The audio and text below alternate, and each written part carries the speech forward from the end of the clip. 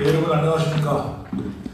정전협정 67주년을 맞이하여 미래통합당은 이명수 의원님이 주최하시고 사단법인 물망초 국군포로 송환위원회와 전쟁범죄조사위원회 그리고 사단법인 6.25 공원범운동본부가 주관하는 국군포로와 북한 통치의 책임 그리고 김정은 상대 탈북국군포로 승소 판결 중심으로 국회 특별 세미나의 사연을 맡은 물망초 국군포로 송환위원장 정수환 교수입니다. 먼저 의장 활동에 바쁘심에도 불구하고 모임 세미나를 주최해 주신 미래통합당 이명수 의원님과 국군포로 문제에 대해서 많은 관심을 가지시고 이 자리에 함께해 주신 여러분들께 진심으로 감사를 드립니다.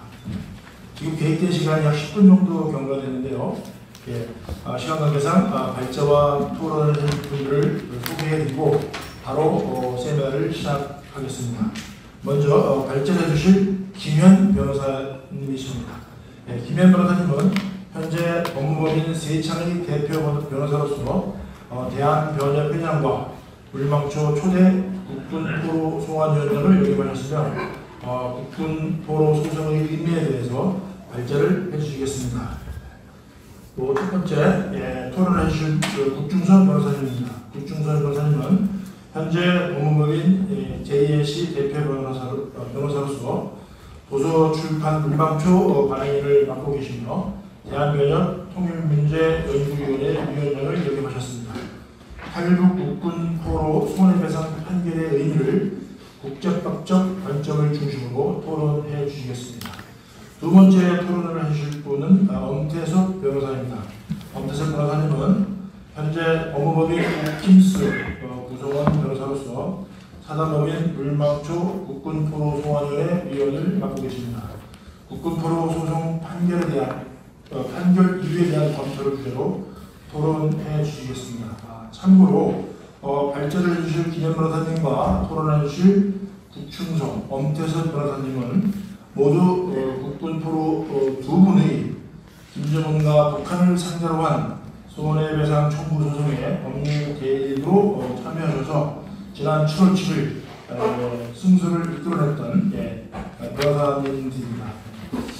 또한 지금 김현 변호사님 발표에 앞서서 조금 전에 여러분들이 보시는 부조 조각이 이제 진행될 텐데요.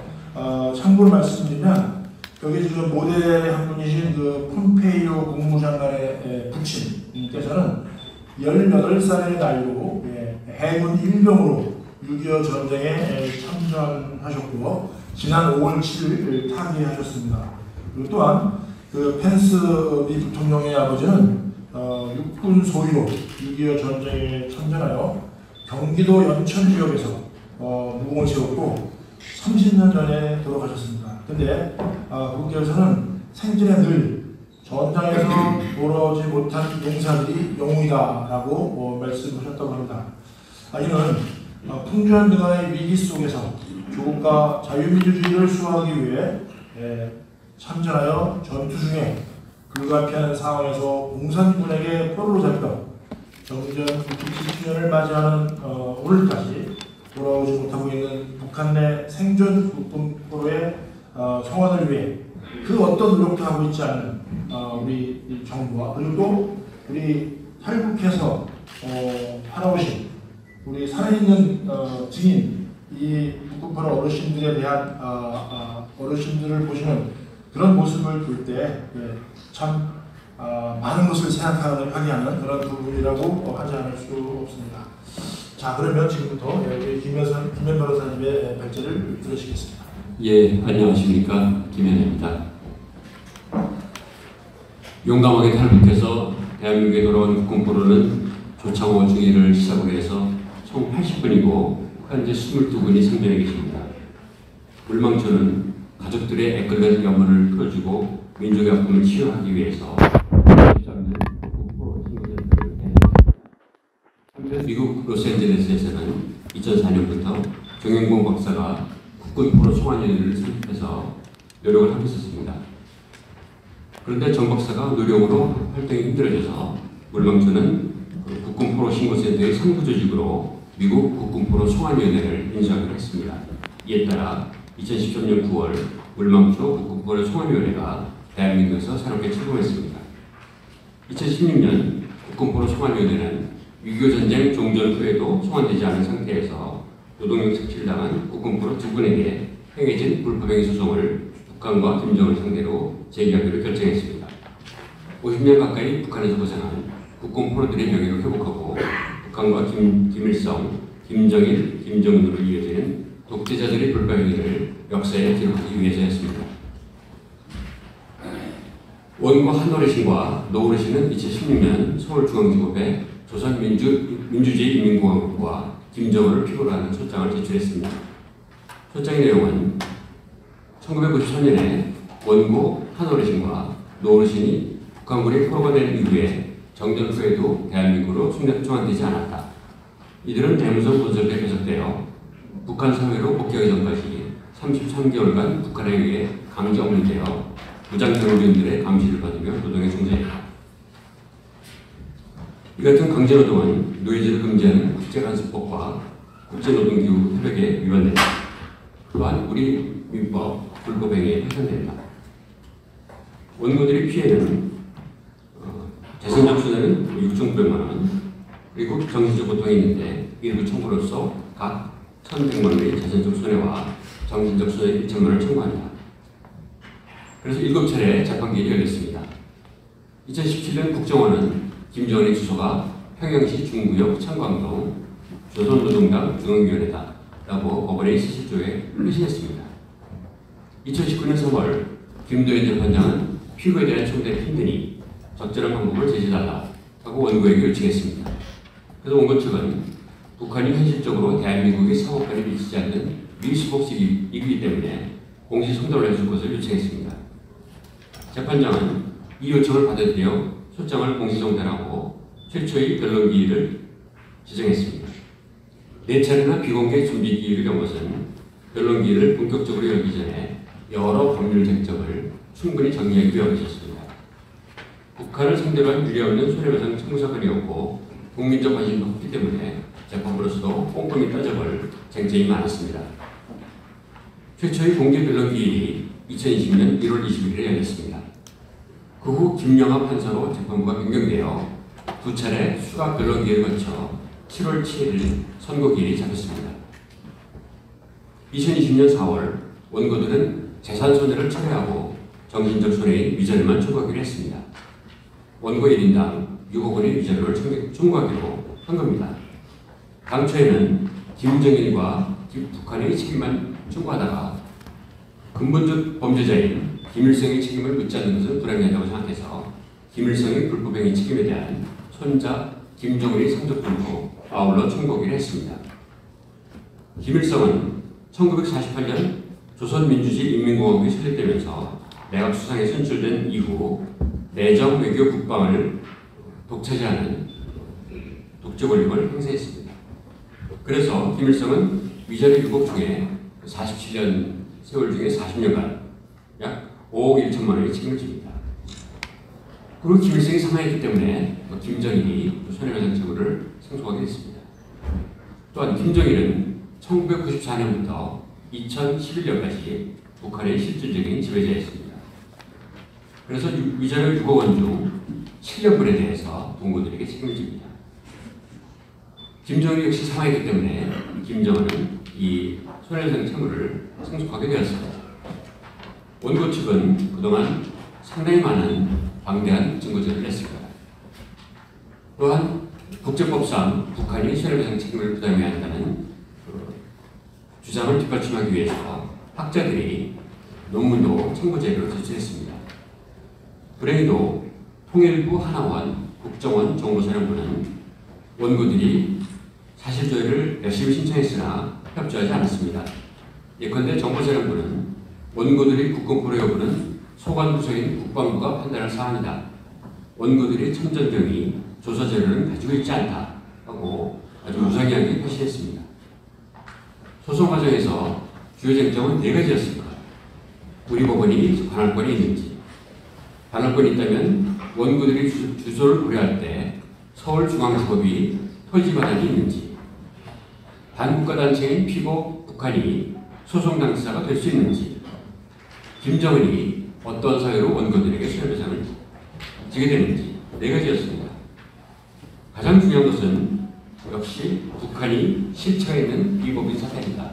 이 중에 제일 중요했습니다. 북한은 국가가 아니고 단체이므로 우리 법원에 재판권이 있고 우리 국내법이 적용됩니다.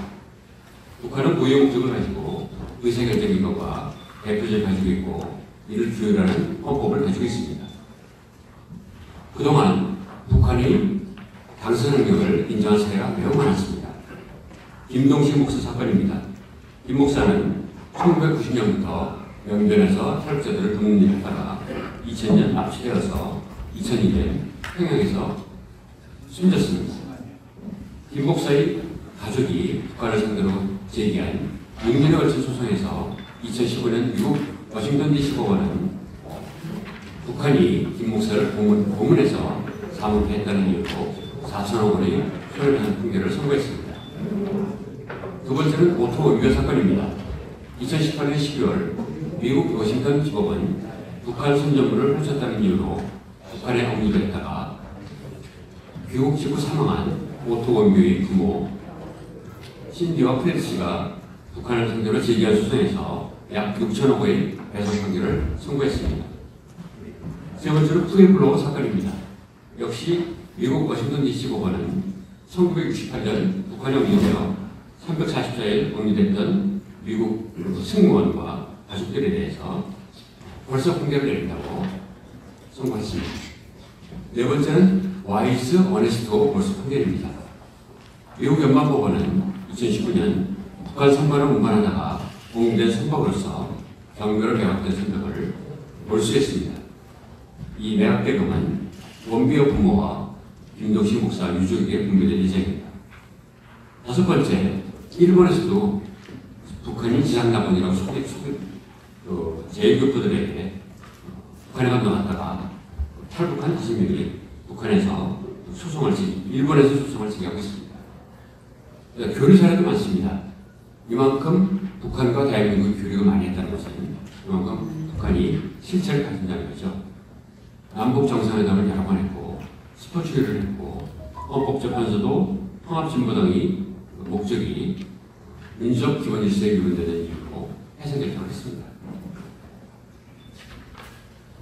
손의 내용을 보면 원고 한 어르신은 1951년 자원입대에서 1951년 중공군이 포로되었습니다. 정전이 되는데도 불구하고 소환되지 않고 내음성 건설계에서 강제노동을 했고 북한 사회로 강제 편입된 후에도 한강에서 열악한 조건에서 광부로 강제노동을 했습니다. 죽음을 몰수고 탈북해서 2002년 퇴역식을 가지고 제대했습니다. 원고 노 어르신은 1952년 자원입대했고 1990년에 포로가 되었습니다. 역시 강제노동을 했었는데 국방부는 1953년 머리에 화편이 박혀 사망했다는 부정확한 사망 원인을 기재해서 원고를 전사 처리했습니다. 원고 아버지는 충격으로 쓰러져 돌아가셨고 원고 어머니는 시신이라도 찾겠다고 현충원 일지를 전달했습니다. 원고 입대 당시 2살 딸은 방치되어 아사했습니다.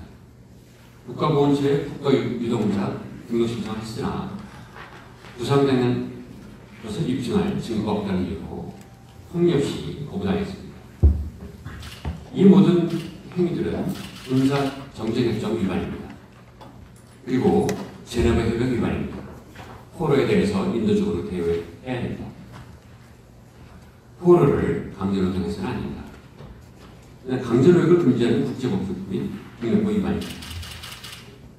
이와 같은 이유로 2020년 7월 7일 윤영환 재판장은 원고 전부 승소 판결을 내렸습니다. 피고 북한과 김정은은 원고들에게 2,100만 원과 그 금액에 대해서 탈북일부터 지연손해금을 지급합니다.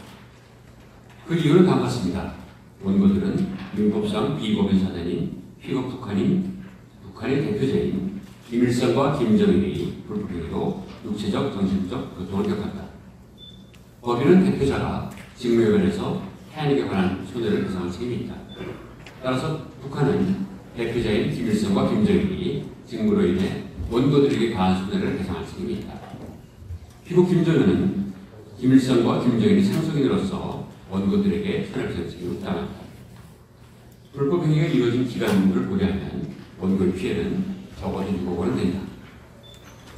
판결의 의미는 북한과 김정은이 손해배상 책임을 인정한 최초의 판결입니다. 김일성과 김정일이 상속인으로서 북한의 대표자인 김정은이 손해배상 책임을 진다는 것을 명시적으로 인정한 최초의 판결입니다. 앞으로도 북한이 언제든지 우리 민사법정에서 피고가 될 수 있다는 것을 분명히 했습니다. 소장 제출 후 3년 9개월 만에 판결이었으며 법원도 고뇌를 많이 했습니다. 소장을 피고 북한에게 송달하기 힘든 현실에서 서울중앙지법이 과감하게 공시 송달할 방법을 택한 것은 매우 적절하였습니다. 두 번째 의미는 국군포로의 존재를 인정했다는 것입니다. 그동안 북한은 국군포로의 존재를 인정하지 않았습니다. 우리 정부도 국군포로 송환 노력을 기울이지 않았습니다. 아직도 문제에 있는 약 300명 내지 500명을 추산되는 국군포로들을 송환 노력에 힘이 붙을 것입니다. 이들을 대한민국 정부가 대로하는 노력을 기울여야 됩니다. 세 번째 의미는 그동안 북한이 저지른 수많은 불법행위에 대한 손해배상을 묻는 소송들이 속속 제기될 것입니다. 22건 외에도 별세한 58명 국군포로의 유족들, 천안함 사건, 연평도 사건, 납북 피해자 유족들, 대상공단 폐쇄 사건, 박아원자 피격 사건의 유족들이 우리 법원에 추가 소송을 제기될 것입니다. 북송 일본인 5명이 일본 법원에서 진행하는 손해배상 소송에도 긍정적인 영향을 줄 것입니다. 일단은 경력 공탁금에 대해서 우리가 추심을 할 것이고, 그것이 안 된다면 북한이 해외 은닉 자산을 찾아 안면할 방법을 모색해야 합니다. 앞으로도 피해자들이 북한과 김정을 상대로 꾸준히 우리 법원에 민사소송을 제기해서 판결을 받았으면 언젠가 북한과 김정은의 재산에 강제집행을 하여 정의가 실현될 것입니다. 소송 과정에서 힘을 합쳐 노력한 변호인단과 박사원영 이사장님의 불망초와 성원해주신 북한 여러분께 깊이 감사드립니다. 고맙습니다. 네, 감사합니다. 김현도 선생님께서 소송 제기 배경으로 시작해서 주요 쟁점, 그리고 이번 판결이 갖는 의미, 그리고 차후 추진 방향에 대해서 잘 말씀해 주셨습니다. 이어서 우리 구충서 변호사님의 토의를 듣도록 하겠습니다. 네, 안녕하십니까. 저는 법무법인 JNC 대표 변호사를 맡고 있는 구충서 변호사입니다. 지금 이 국군 포로 손해배상 소송이 2016년에 제기가 됐었습니다. 다시 말해서 거의 4년 전에 제기된 소송인데 금년 7월 7일 날 이제 판결이 선고됐습니다. 저는 그 소재기 이후에 2019년 그때 이 소송에 이제 참여하게 됐었습니다. 근데 2016년에 소재기를 한 이후로 법원에서 아무런 조치를 하지 않고 쉽게 말해서 그냥 처박아 두는 식으로 그렇게 진행해 왔습니다. 그래서 제가 2016년에 이제 19년에 참여를 하고 그때 이제 문제가 된 게 이제 송달이 문제였는데 아마도 제 기억에는 우리 그 이재원 변호사님이 이제 공시 송달 해주세요 이렇게 법원에 신청을 해가지고 법원이 공시 송달을 명하는 바람에 소송이 이제 진행될 수 있게 됐고 한 4차례 재판 준비 절차를 거쳐서 변론 절차 2~3차례를 거쳐서 이제 7월 7일 판결이 선고되기에 이르렀습니다. 당초에 이 소송을 제기를 해서 이 국군 포로에 대한 북한의 또 그 수령의 책임을 우리 법정에서 직접 묻자 이런 그 생각을 하신 분이 우리 물망초의 박선영 이사장님이었고 참 그래서 그 부분에 대해서 대단히 존경스러운 생각을 하고 오늘 이 판결이 있기까지 우리 박선영 이사장님 그러한 사고 생각이 없었더라면 과연 이런 판결이 가능했겠나 하는 그런 생각이 듭니다. 그 점을 좀 말씀드리고 싶고 지금 이 판결이 이제 나게 된 것은 무엇보다도 북한에 대해서 우리 국내 법원이 재판권을 행사할 수 있느냐 라는 게 제일 문제가 됐습니다. 그 북한이라는 게 뭐 줄여서 북한인데 자기들 말로는 조선민주주의 인민공화국이지 않습니까? 그래서 조선민주주의 인민공화국을 우리 법정에 피고로 세워서 재판할 수 있느냐? 또 북한에 있으면서 북한의 수령을 자처하고 있는 김정은이를 우리 법정에 피고로 세울 수 있느냐? 그래서 우리 법원이 재판권을 행사해서 판결할 수 있느냐? 하는 게 이제 무엇보다도 제일 문제가 된 사건인데 우리 법원이 재판권을 행사할 수 있다라고 판결해서 손해배상금을 지급해라 라고 판결을 했다. 그런 것입니다. 이런 것이 가능하게 된 가장 기본적인 이유는 우리 법정에서 북한이 국가가 아니다라는 것이기 때문입니다. 지금 그 국제법상 외국 국가의 주권 면제 이론이라는 것이 국제법상 일반적으로 인정이 되고 있는데 국내 법원이 외국을 피고로 해서 재판권을 행사를 하면 뭐 여러분 그냥 상식적으로 생각해 보시더라도 주권 평등의 침해고 상대방 외국에 대한 재판권을 행사한다는 게 주권에 대한 침해가 될 수 있죠. 그래서 전통적으로는 이제 모든 경우에 외국은 국내 법원의 법정에 피고해서 재판권 행사로부터 면제된다라는 이제 절대적 면제 이론이 늘 인정되고 있었는데 그 국가의 이제 경제 활동이 아주 많이 활발하게 됐죠. 뭐 쉬운 예로 국가가 코로나로 물건을 마스크를 산다든지 이런 정부 조달이라든지 그런데 돈을 안 준다. 뭐 이런 경우에 주권 면제 때문에 재판권 행사를 할 수가 없다는 것은 그건 잘못된 거 아니냐 이렇게 해서 이제 상대적 주권 면제 이론으로 국제법 이론이 발전했습니다. 그래서 사적인 경제 주체로서의 국가의 행위에 대해서는 외국의 국내 법원이 재판권을 행사할 수 있다고 바뀌었는데 아직까지는 외국의 어떤 국가의 불법 행위로 인한 손해배상 책임, 테러, 고문, 이런 납치 이런 외국의 불법 행위로 인한 손해배상 책임의 경우에도 재판권 면제는 인정될 수 없다라고 해야 되지 않느냐라고 하는 주장들이 많이 나오고 있습니다만 아직까지 국제법의 발전 단계는 거기까지 가지는 못한 것으로 보여집니다. 그래서 만약에 북한이 우리 법정에서 국가라고 한다면 다시 말해서 이제 그 국가가 되면 외국이 되는 거죠. 외국이 되면 우리 법원은 재판권이 없다. 왜냐하면 국가가 그 재판권으로부터 면제되기 때문에 재판권이 없다는 이유로 이 소송은 문전에서 박하되고 끝났을 겁니다. 그런데 우리 법정에서 우리 헌법 법률 체계 하에서 북한은 국가가 아니죠.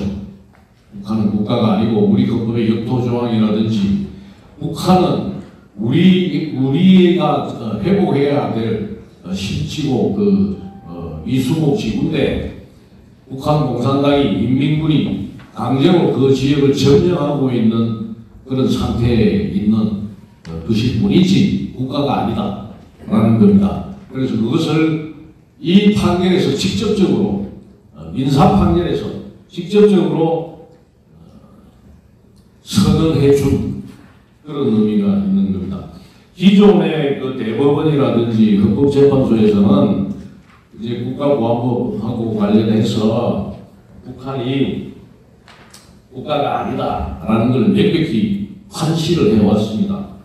북한을 국제법과 국내법적으로 독립한 국가로 취급할 수 없다라고 대법원에서 2008년도에 판결한 것도 있고 뭐 그렇습니다만, 그래서 제가 이제 2019년에 이 소송에 이제 뒤늦게 이제 참여를 했을 때 사실은 뭐 솔직히 이 소송이 무슨 조선민주주의 인민공화국 김정은이를 피고로 소송을 제기해가지고 손해배상하라 소송을 했단다. 그 만화가 뭐 황당한 소리 하네 그게 무슨 정치적인 그런 소송이지 그게 뭐 될 거라고 뭐 그러냐 뭐 이런 식의 황당하다 뭐 이런 생각을 하는 분들도 사실 많이 있었던 걸로 압니다. 근데 제가 법률적으로 검토를 해보니까 이게 법률적으로 되는 소송이다 라고 제가 결론을 내리고 확신을 가졌는데, 그 이유는 바로 북한이 국가가 아니기 때문에 우리가 재판권 행사하는데 아무런 문제가 없다. 그렇다면은 이 재판이 법률적으로 되는 재판이지 정치적인 황당한 재판이 결코 아니다 라고 저는 확신을 가지고 소송을 수행했고 7월 7일 날 이제 그런 판결을 저희들이 드디어 받아내는 그런 참 역사적인 이정표가 될 수 있는 그런 판결을 받아냈다 이렇게 생각합니다. 그래서 지금 북한의 원비어라든지 아까 그 발표자께서 하신 그 김동식 목사라든지 미국 법원에서 북한은 피고로 판결을 했지 않습니까? 근데 미국은 북한을 국가로 봅니다. 국가로.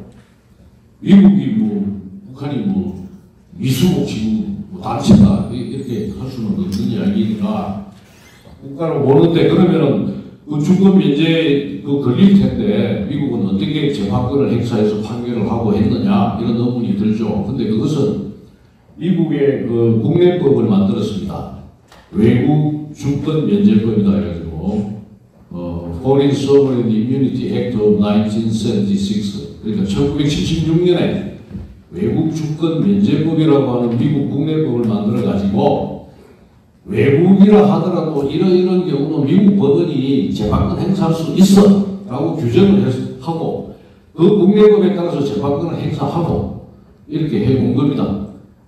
근데 이제 그 중에 아까 이야기한 사경제 주체로서의 행위의 경우는 물론 주권 면제가 인정되지 않고 미국 국내법원이 재판을 인정할 수 있다고 규정이 있고, 거기에 더해서 미국 그 주권 면제법에는 그 외국이 테러 지원국으로 지정된 외국이 있건 첫째, 그다음에 이제 그 외국의 그 영역 내에서 고문, 테러, 기타 이런 불법 행위가 저질러졌을 것, 그 피해자가 미국 시민권자일 것, 그 다음에 네 번째로 다른 구제 수단이 없을 것, 이런 한 네 가지 요건이 이제 충족되는 경우에는 미국 국내법원이 재판권 행사할 수 있다라는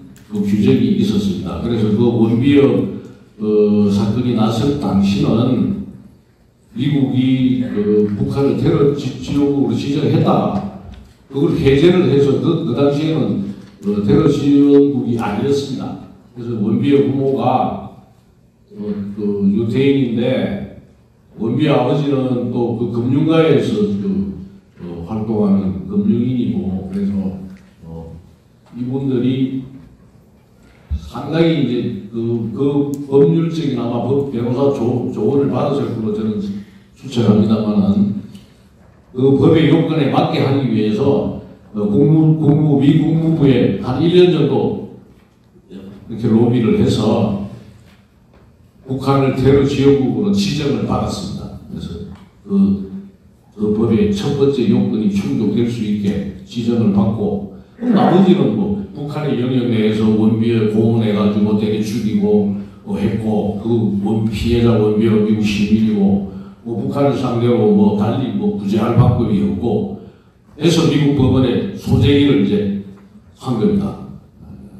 5억 달러 판결 났죠. 5억 달러 6천원 우리도 그러니까 미국이 재판권을 행사하고 이렇게 된 건데 우리 같은 경우는 북한이 우리나라는 그런 외국 주권 면제법이 국내법이 없는데 북한이 국가가 아니기 때문에 우리가 재판권을 행사했고 북한이 국가가 아닌 건 너무나 명백하지 않습니까? 북한은 국가가 아니죠. 김정은이의 폭정에 지배당하고 있는 그 주민들을 우리가 구출해내야 되는 그런 악책인 돈이다 이게야.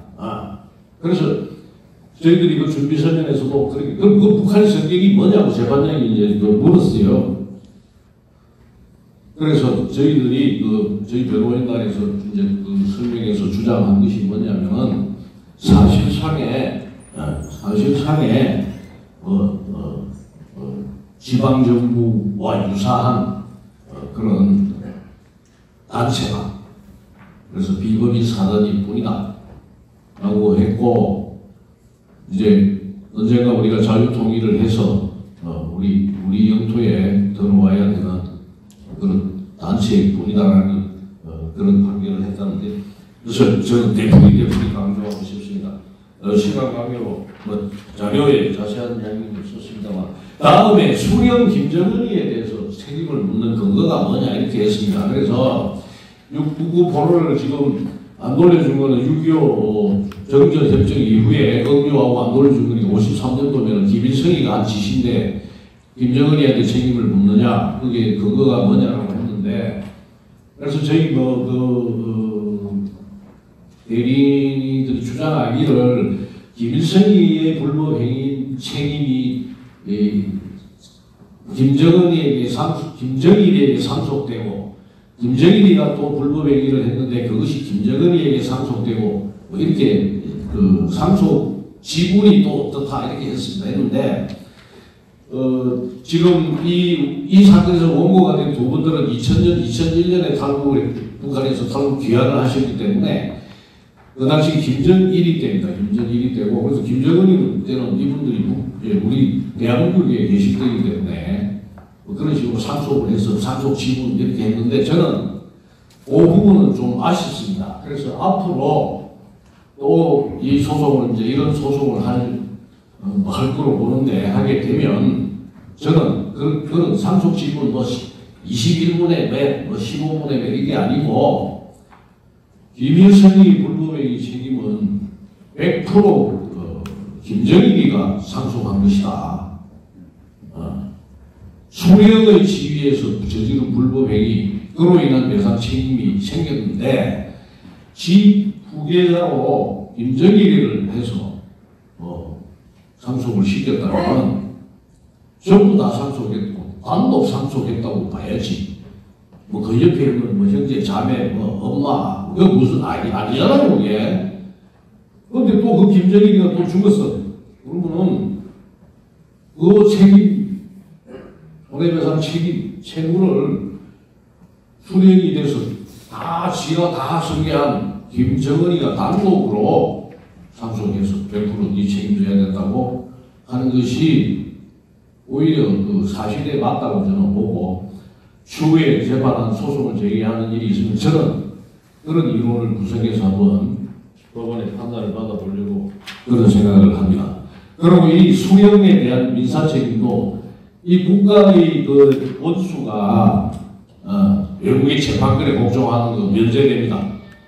그래서 마찬가지로 김정은이니까 북한이 국가가 아니기 때문에 우리 법정에서는 얼마든지 국가의 통치자인 역할을 하고 있는 김정은에 대해서도 재판관 행사에서 책임을 물을 수 있다라는 이야기도 드리고, 마지막으로 집행에 대해서 지금 그래서 이제 이 판결이 났을 때 저희들이 또 다른 변호사님들을 이렇게 찾아보시고 해가지고 임종석 씨가 재단을 만들어서 남북경제문화협력재단이라는 걸 만들어가지고 북한 조선중앙TV에 저작권료를 주고 뭐 이런 북한에 평양에 가서 협정을 맺어왔습니다. 맺어와가지고 매년 종편에서는 2천만 원씩, 또 뭐 KBS나 이런 공중파 방송에서는 1년에 100만 원씩 자기가 정해가지고 그걸 지출을 했어요.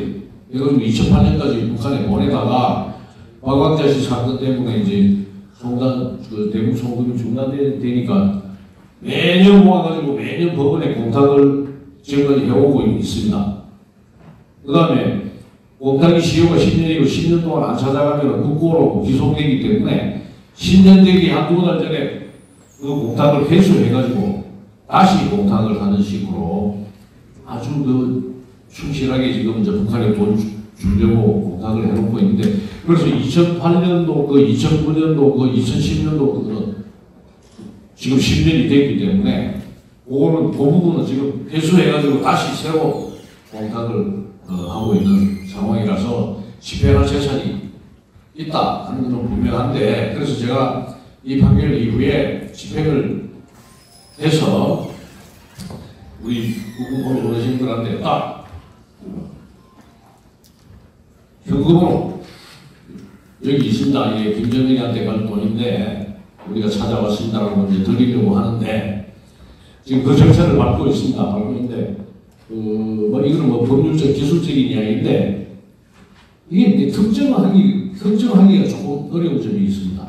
공탁을 했는데 아마도 분명히 공탁하면서 이 공탁금 찾을 사람을 피공탁자를 조선민주주의 인민공화국이라고 써가지고 했을 것 같지는 않아요. 그럼 어떻게 했는지, 공탁 번호가 어떻게 되는지 국회에서 어떤 국회의원께서 통일부에 질의한 일이 있었습니다. 자료를 내라 그랬는데 공탁 번호는 뭐 자료 제공해드릴 수가 없습니다. 이렇게 통일부에서 그렇게 해서 지금 공탁 번호를 알아야 된다고. 근데 뭐 제가 또 강제집행 책을 찾아보니까 번호 없으면 좋지만 꼭 왔어도 좋다고 하는데도 법원에 좀 알려달라 하니까 안 알려줍니다. 그래서 지금 그 공탁금 찾는데 법원이 조금 비협조적으로 나오고 있는데, 제가 하여튼 생각하고 있는 여러 가지 방법이 있습니다. 그래서 어떻게 해서든지 간에 집행을 해서 이 판결이 그냥 종이 쪽지가 아니다라는 것을 분명히 보여드리려고 하고 있습니다. 그리고 지금 마지막으로 이게 지금 해외 집행 이야기를 하셨는데, 이 판결이 공시송달에 의해서 받은 판결이기 때문에 외국에서 이제 집행 판결을 받아가지고 외국에 집행을 할 때는 그 부분 때문에 아마 문제가 될 수 있을 겁니다. 우리 외국 판결을 우리나라에 가져와서 집행하겠다 하는데 집행 판결을 받아야 하는데, 우리 민사소송법에 보면은 그 외국 판결이 공시송달에 의하지 아니하고 받은 판결일 것, 이렇게 돼 있습니다. 우리 법에. 그래서 아마 외국의 법도 비슷한 게 많이 있을 것 같아서 송달 문제는 사실 앞으로 계속 고민해야 될 문제입니다. 그런데 원비어 사건에서는 마찬가지 송달 문제가 있을 수 있는데, 제가 듣기는 법원에서 뭐 DDH가 미국의 무슨 배송회사로 해서 평양으로 보냈더니 평양 외무성에서 그걸 받았다는 거예요. 알고 받았는지 모르고 받았는지. 그래서 원비어 사건에서 뭐 송달이 됐다고 하는 이야기도 들립니다만, 하여튼 그래서 앞으로 향후에 이제 이 판결 여러 할 거 많지 않습니까? 이제 하고 계속. 그래서 이 판결이 김정은에게 교훈을 주는 거죠. 그럼 멋대로 저질렀다 해서 끝나는 게 아니야. 법적인 책임에 따라. 그리고 재산까지도 우리가 따라가서 집행을 해. 라는 걸 보여주는 그런 의미가 되고, 우리 위대한 영도자 김정은이가 암암법정에서 피고가 돼가지고 돈 주라고 판결 받았다네. 결과가 뭐 위대한 연구자라 뭐 별거 아니네. 뭐 그래서 김정은의 붕괴를 우리가 촉진하는 그런 역할을 할 수 있지 않겠느냐라고 생각하고 앞으로도 제가 열심히 하겠습니다. 감사합니다. 네, 수고 많으셨습니다. 국제법을 전공하시는 국제법 전문가답게 그 국군 탈북 국군 포로 손해배상 판결의 의미를 국제법적 관점에서 잘 말씀해 주셨습니다. 지금 시간이 계획된 것보다 많지 않은데 우리 엄태선 변호사님 좀 짧게 핵심 위주로 해서 토론해 주시기 부탁드리겠습니다. 네, 방금 소개받은 법무법인 오케이스 국정원 변호사 엄태섭입니다. 반갑습니다. 전 그 주문해 주신 대로 짧게 말씀드리기 위해서 핵심만 이렇게 좀 준비를 해봤습니다.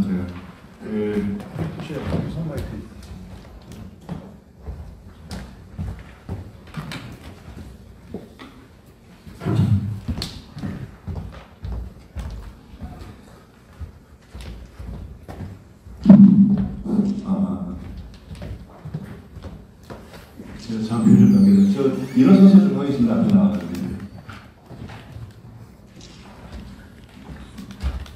다음 페이지 부탁드릴게요. 저는 바로 본론으로 들어가서 저는 이번에 여러분들께서 받으신 판결문이 도대체 어떤 판결이 나왔고 어떤 판결 주문이 나왔고 그리고 그 판결 이유가 어떤 법리로 인정이 됐는지 간략하게 핵심만 말씀을 드리도록 하겠습니다.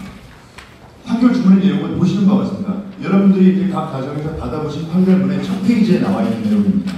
보시다시피 첫 번째, 피고들은, 여기서 말하는 피고들은 피고 1, 조선민주주의 인민공화국, 그리고 피고 2는 김정은입니다.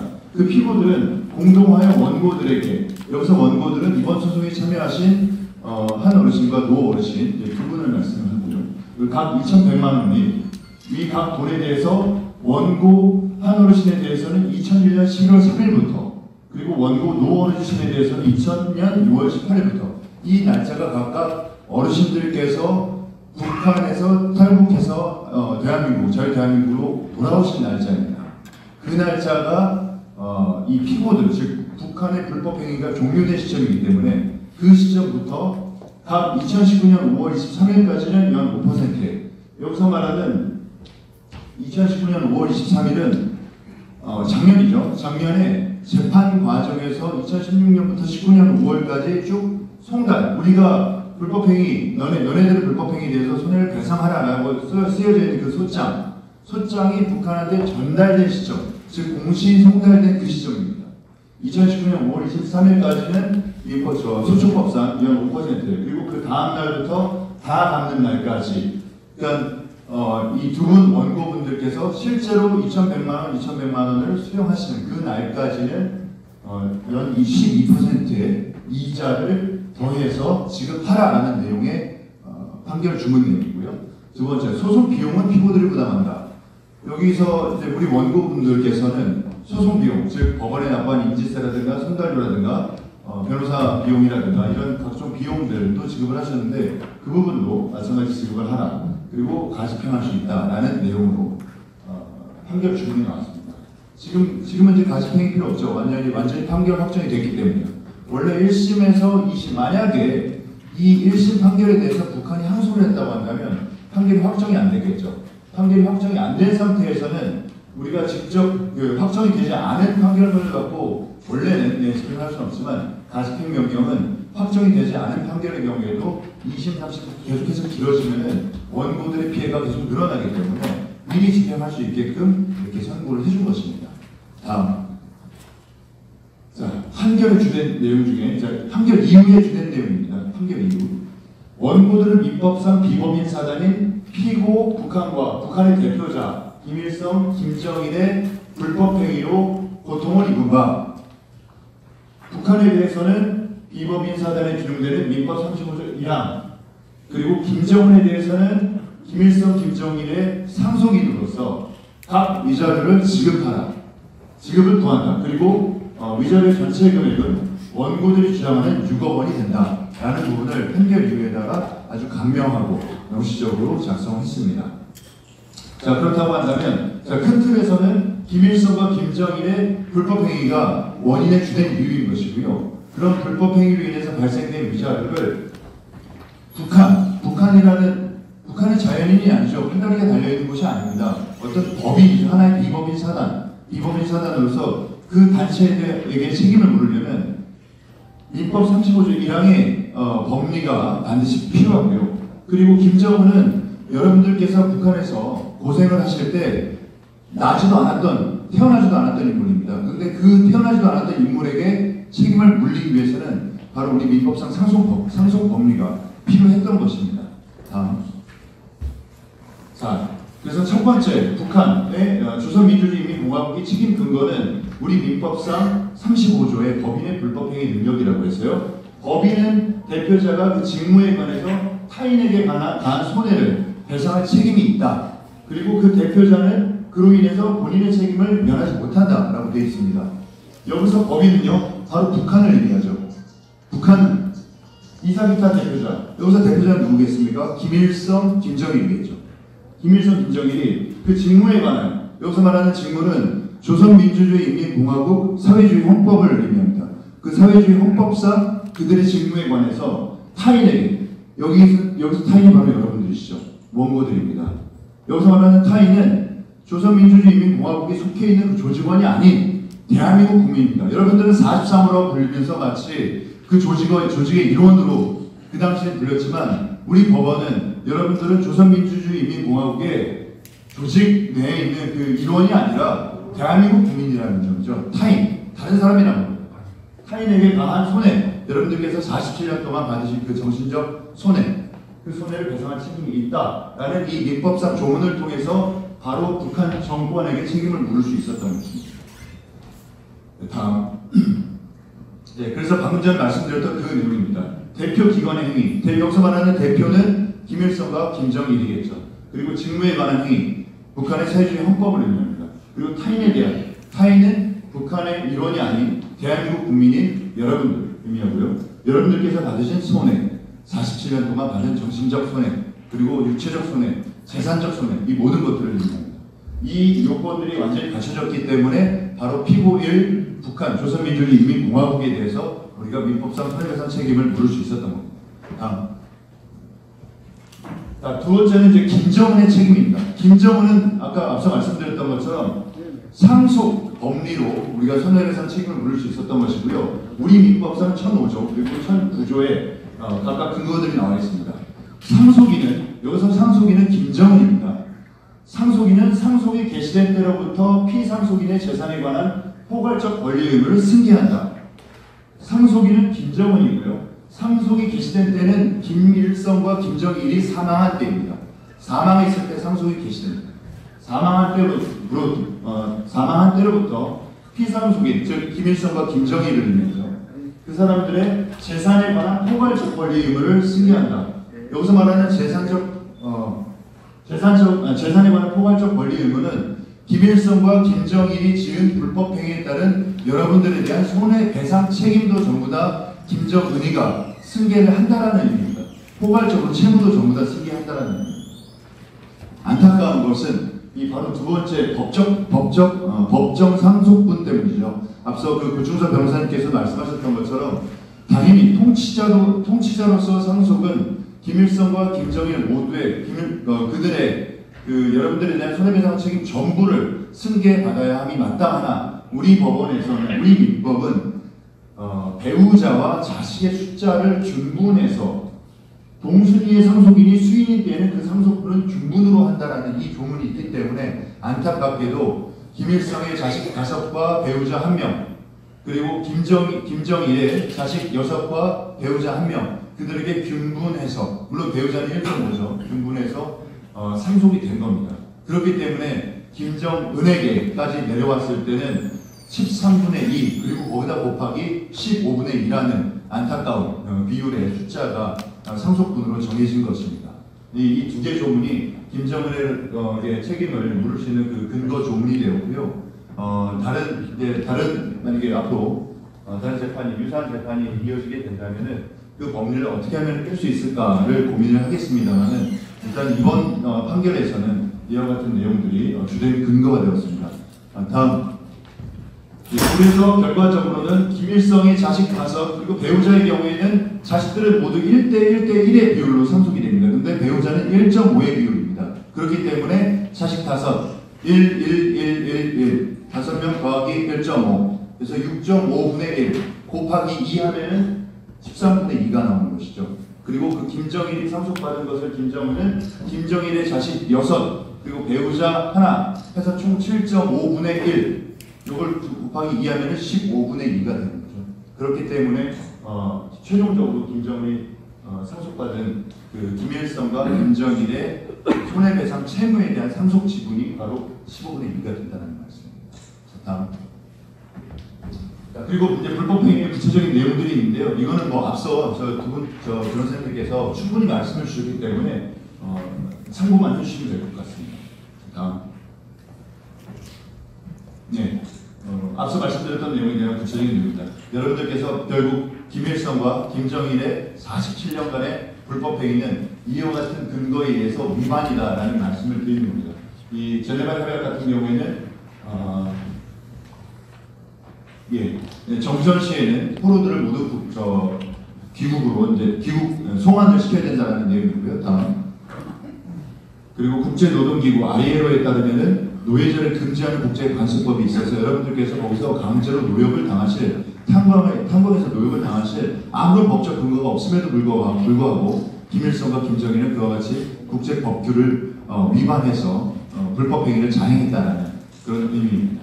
그리고 우리 헌법도 그렇고요. 우리 근로기준법에도 어떤 폭행이나 협박, 감금, 그 밖에 정신상 또는 신체상의 자유를 부당하게 구속할 수는 없도록 되어 있습니다. 다음.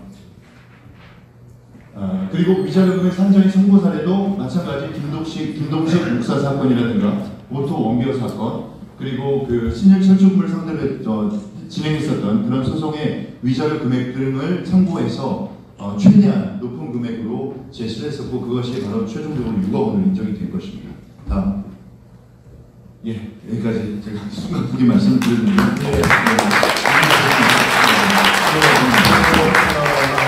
짧게 그 근본 소송의 판결 이유에 대해서 그리고 또 피고들의 책임에 대해서 짧게 또 이해하기 쉽게 잘 설명해 주셨습니다.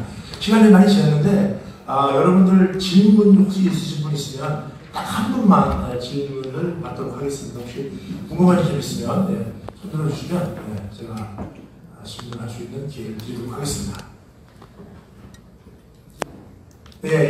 저 뒤에 계신 분, 말씀해 주십시오. 마이크 드리겠습니다.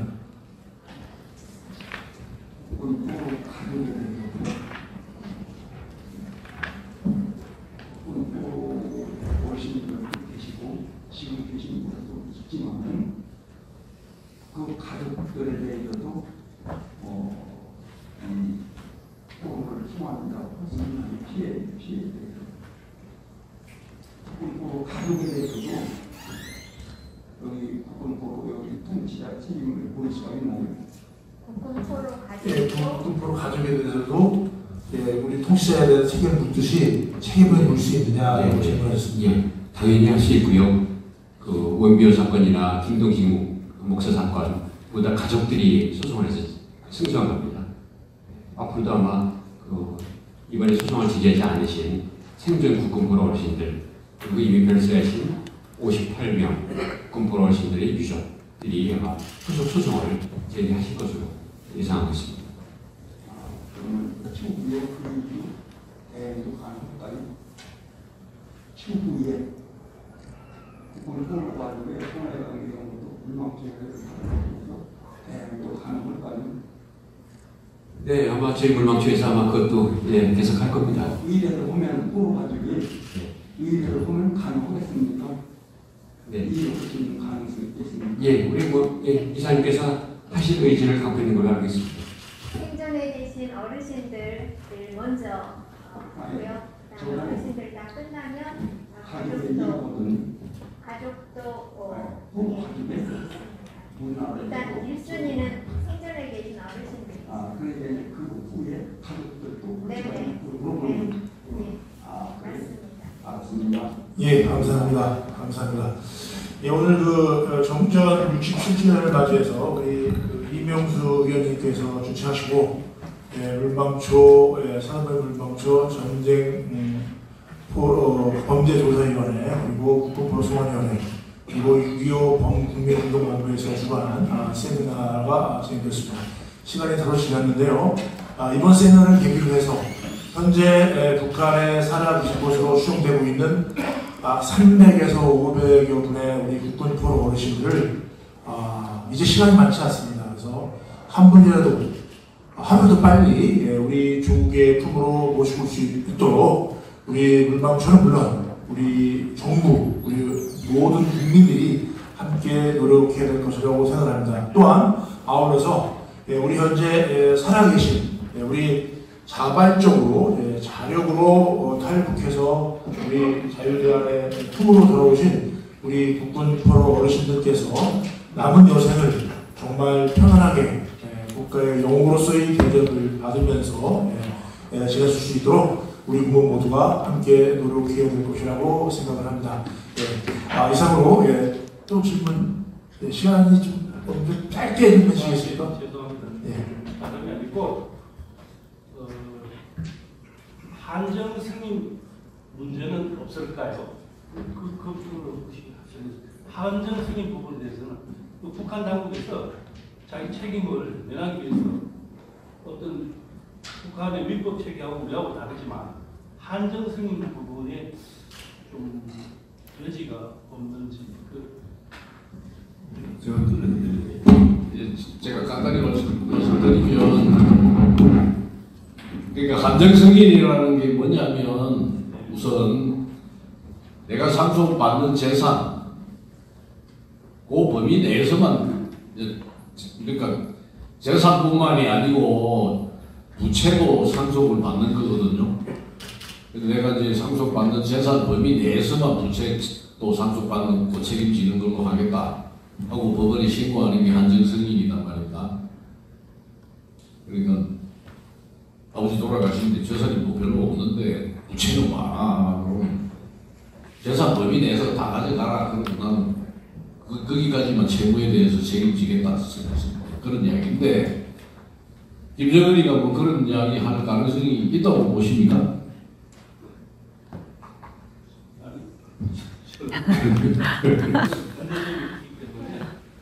북한 법 체계가 다르지 않습니까? 북한인들하고 그러니까 그런 부분에서 약간의 검토 여지는 있는 거 아니냐 얘기입니다. 이거는 잘 알겠는데